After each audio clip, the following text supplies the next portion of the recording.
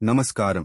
గుడు అంటే మనకు గుర్తొచ్చేది త్రిశూలం, నీలకంఠుడు, గంగాధరుడు.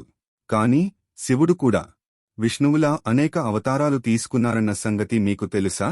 ఇవి భక్తులకు పాఠాలు చెప్తూ సమాజాన్ని రక్షించడానికే వచ్చాయి. ఈ వీడియోలో మనం శివుడు తీసుకున్న 11 ముఖ్యమైన అవతారాల గురించి తెలుసుకుందాం. ఈ వీడియో చాలా ఇంట్రెస్టింగ్గా ఉంటుంది. మా ఛానల్ను సబ్స్క్రైబ్ చేయండి, లైక్ చేయండి. 1. వీరభద్ర అవతారం. దక్షయజ్ఞాన్ని ధ్వంసం చేయడానికి శివుడు తీసుకున్న క్రూరమైన రూపం. సతీదేవి ఆత్మాహుతి తర్వాత కోపంతో వీరభద్రుడిగా అవతరించాడు. 2. భైరవ అవతారం. బ్రహ్మను శాస్త్ర విరుద్ధంగా శిక్షించేందుకు భైరవ రూపం దాల్చాడు. ఇది న్యాయం కోసం శివుడు తీసుకున్న రూపం.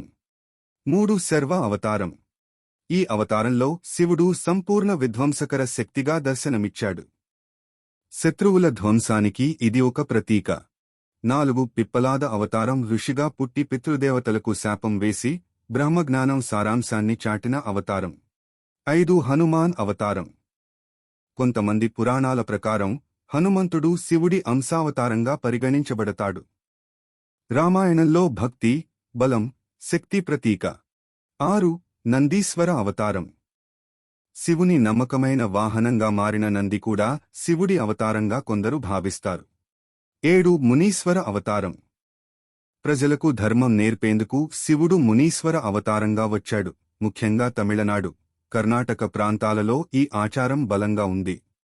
8. అవధూత అవతారం. శివుడు మానవ లోకానికి అసలు గమ్యం ఏమిటో తెలియజేయడానికి తీసుకున్న ఔదాసీన రూపం. 9. గోరఖనాథ అవతారం.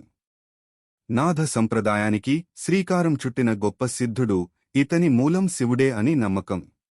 10. మహాభారతంలో అర్జునుడికి యక్షరూపంలో కనిపించి శివుడు శక్తి ఆయుధం ఇచ్చిన సంగతి.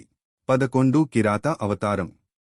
అర్జునునికి పాశుపతాస్త్రాన్ని అందించడానికి కిరాత వేటగాడిగా వచ్చాడు శివుడు. ఇది శివభక్తికి ప్రతిఫలం. ఈ 11 అవతారాలు శివుని అనేక దివ్య స్వరూపాలను ప్రతిబింబిస్తాయి. ఒక్కో అవతారం ఓ నిర్దిష్ట పరిమాణంలో, ఓ సందర్భంలో ప్రబలమైన శక్తిని సూచిస్తుంది. కోపంగా వీరభద్రుడు అవుతాడు. ప్రేమగా అర్ధనారీశ్వరుడి రూపం దాలుస్తాడు.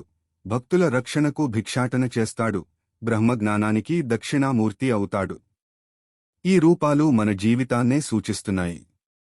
మనలో కోపం ఉంది, కాని శాంతి కూడా ఉంది. మనం లోపాలను ఎదుర్కొంటాం, కాని ఆత్మశక్తిని గౌరవిస్తాం.